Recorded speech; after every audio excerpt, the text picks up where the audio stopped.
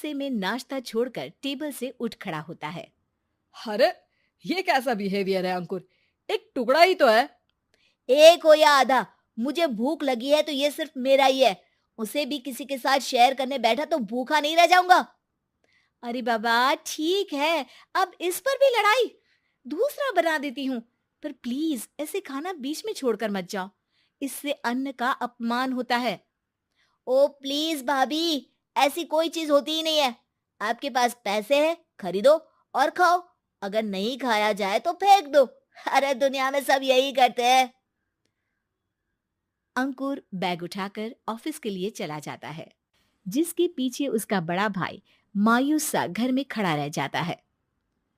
जिसने बचपन से सोने की चम्मच में खाया हो, उसे दुनिया के बारे में क्या पता होगा। वैसे गलती तो हमारी ही है।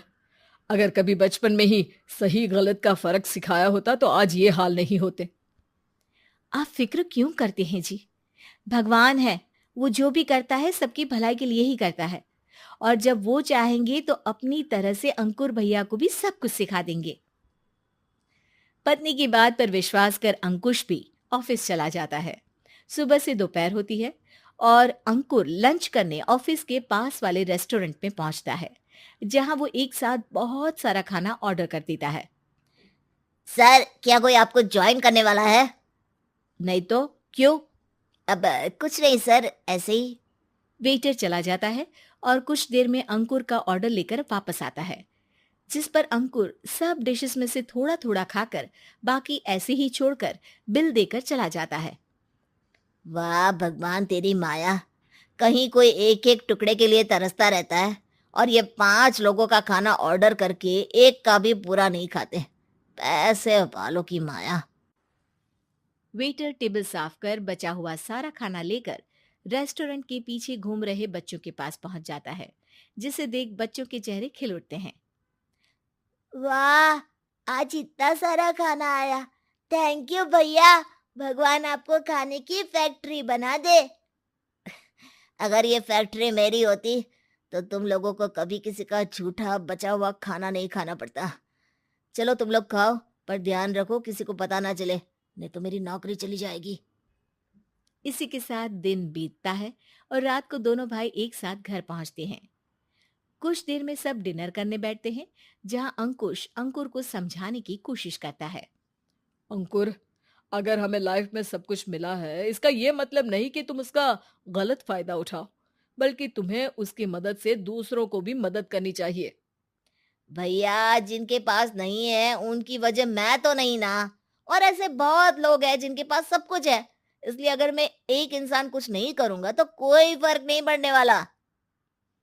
तुम्हारे भैया बस एक चीज समझाना चाहते हैं कि जिस चीज की हमारे पास कमी नहीं है, उसे बर्बाद करने से अच्छा है कि लोगों के साथ शेयर करें। इससे हम सिर्फ सामान नहीं, खुशियां भी बांटते हैं, और इसमें तुम्हारा ज्यादा कुछ तो जाएगा नहीं। भैया भाभी की बात सुन अंकुर कुछ बोले बिना उठकर चला जाता है। इसी तरह दिन बीतते रहते हैं, जिसमें अंकुश और प्रियंका कोशिश तो बहुत करते हैं, पर अंकुर पर किसी भी चीज का कोई असर नहीं पड़ता।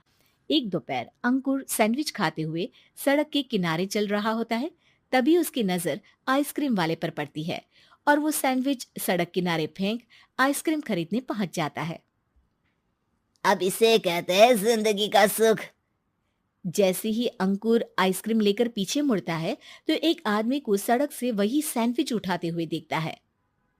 वो आदमी बहुत कमजोर, गरीब, जैसे बहुत दिनों से खाना ना खाया हो वैसा लग रहा था। अंकुर उसके पास जाकर खड़ा हो जाता है। उसे देखकर आदमी सैंडविच अंकुर की तरफ कर देता है। आपको भी खाना है क्या? क्या हम इसे आधा आधा कर ले? मुझे बहुत भूख लगी है। वो मेरा ही झूठा सैंडविच है, तुम दूसरा खरीद कर क्यों नहीं खा लेते? इसे क्यों खा रहे हो? अरे भैया, अगर खरीदने के पैसे होते तो 4 दिन से भूखा नहीं घूम रहा होता। हैं? क्या? तुमने 4 दिन से कुछ नहीं खाया, फिर भी इस आधे सैंडविच को मेरे साथ बांटने के लिए तैयार हो गए? क्यों? अरे भैया, पैसा नहीं है तो क्या हुआ, इंसानियत आज भी उतनी महंगी नहीं हुई। और ना ही उस पर अमीर गरीब का टैग लगा है जो हम उसे रख ना सके। पर अफसोस, आजकल लोगों के अंदर पोषण, खून या विटामिन से ज्यादा इंसानियत की कमी होने लगी है। आदमी की बातों से